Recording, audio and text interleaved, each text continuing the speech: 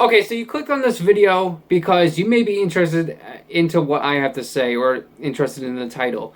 The thing is, though, everything that I'm about to give to you, you already know this information. The whole purpose of this video is to, just to reinforce the information because a lot of times I see people comparing themselves to other people, which I have said in the past that if you compare yourself to somebody else, you're doing yourself an insult. You're insulting yourself. You should never do that. I mean, that's just disrespectful. You have no self-respect if you're comparing yourself to somebody else. But, again, this video is just a reinforcement video because I hear a lot of times that, people are constantly comparing themselves to people that have more. They get depressed. They get a credit card. They have credit. They have money that they don't even really have. And they spend it. And then they try to impress people or be better than someone. Then they're in debt. They look like the part, but they're not the part. They buy a brand new vehicle, but they can't afford the vehicle. It's the same, and it's all over. Thank God I don't know anybody that is in my family or my friends that do that. And that's part of the reason why I am so very humble and thankful and grateful for what I have. But without further ado and without further delay, let's get right into the video. When you grow up in a family and also have friends, grow up with these friends that are very humble and thankful and don't have really any ego, and they grow up, learning from other people's mistakes, you tend to really just adapt that energy and try to kind of adapt the habits that they, kind of project onto you. And again, this skill right here can be used to achieve a goal, to achieve a skill, to develop a skill, or to build a business as well. If you surround yourself with like-minded people or people that have similar interests in your goals or your dreams or whatever it may be, 90% of the time, it's all going to be positive. You're going to have some disagreements, but it's not going to be negative. And those are the right people to stand around because they'll build you up and you'll build them up, and so on and so forth. So what I'm getting here is that I grew up in a family that was pretty much egoless. They don't really care about what other people think of what they have, which is really amazing. This goes for both sides of my family. So my father's side and my mother's side, cousins, my cousins and my aunts and uncles, they don't really care for what other people think that they have, because they know what they have. They're not materialistic. They like nice things, but they don't buy things or overspend on things to impress other people, which is a good thing, something I have adapted throughout my life.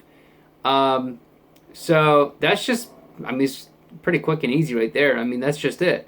When you grow up around people that are, doing something that you are interested in or that you want to, you want to act like, then hang around those people and you'll take that, they'll teach you how to, be. And yeah, I don't know what I'm saying. Anyways, yeah, just hang around people that are like-minded. Okay, there you go. Yeah, so my second example is to compare yourself. Like I said before, don't ever compare yourself to other people that have more than you, or in general, because you're doing yourself an insult. But the thing is, when you do compare yourself to people that have less than you, you tend to realize that you have a lot more. And you obviously know that. You're probably duh, yeah, obviously.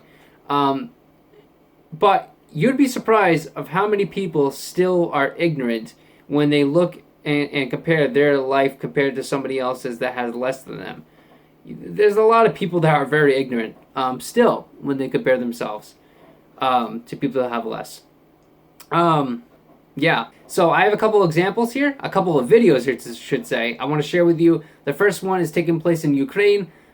These two boys are homeless and they're young. I never had this experience with myself. That's why when I compare myself to somebody else having less, I have so much gratitude. But let's just roll the clip. Let's get right into it and enjoy the clip. They sleep in the attic at the top of this 8-story housing block.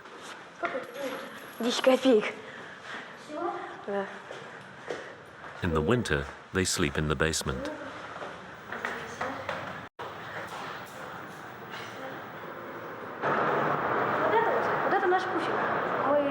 This is our cushion. We sleep on it. We use it instead of a pillow. When it is warm, we use our jackets as a pillow, while the cats sleep on this one. Okay, so there you guys have it. I mean, there you go. And the proof's right there. You know, people, these two kids live in Ukraine. Now, you know this, that Ukraine is a underdeveloped country. But the thing is, they only have clothes on their backs. They don't have any parents. They don't really have any nutritional food. I actually think I heard, I don't think I included it, but they actually live off of peanut butter majority of the time, which is really, really awful. You're not getting the balanced nutrition that you need. And they live on a pillow, or sleep on a pillow. I'm sorry, I'm just very tired today. I mean, there you go. It's just crazy. You know, it for me at least, it blows my mind because of how my growing up is compared to theirs. It's like, you know, it kind of hurts me a bit. But anyways, let's get right into the second video. So the second video example is going to be in the U.S. And everybody knows that even though the U.S. is a very well-developed country, keep saying company, you know, there's so much poverty still. And so this woman lives in her van. She had a high-paying job. She lost it. And, you know, the typical story that I hear all the time, now she's starting from ground zero, and now she's living in a van by herself, and starting from scratch at her age. I don't know how old she is, but she's up there. I think, I don't know. Let's just roll the clip. This is every day. This routine about stretching my bed. Maria no longer has a place to live. She's been sleeping in her van for a year now.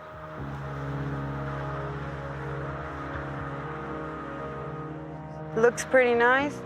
You don't see, it doesn't seem that you live here, but you do.